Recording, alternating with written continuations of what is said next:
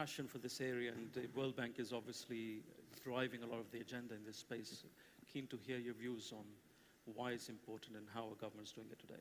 Thanks very much, Mohammed, and good morning, salam alaikum to all of you.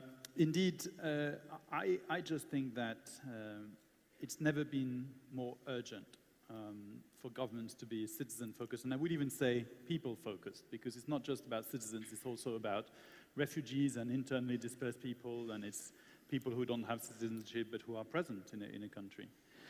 And why is that the case? I think there are at least a couple of reasons why it's taken a particular urgency. The first one is that there is a crisis of trust in governments around the world.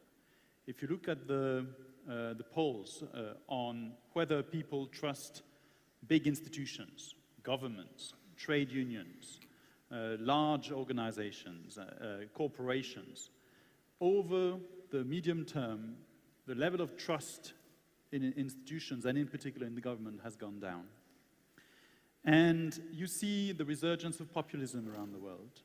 You see it in many countries around the world: extremism, terrorism, populism, these plagues that are threatening world prosperity and stability.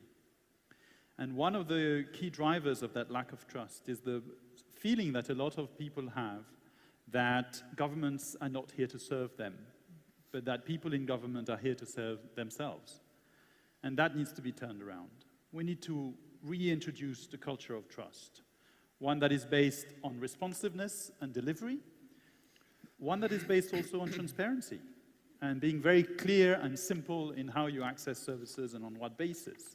So I think that trust element is important. And the second element that is really critical is that people are observing the pace of technological change. We heard yesterday from our keynote speaker about the exponential pace of technological change and how it's affecting society, how now society and the internet are becoming commingled, how it's one and the same. And of course, that is also changing the perception that, and the expectations that citizens have. So people are connected in their everyday life to this device, right? They're getting services from their smart devices, whether it's purchasing a book, getting a movie, or booking their next holiday. They expect governments to be able to follow suit, and that requires governments to be much more user-focused. Thank you.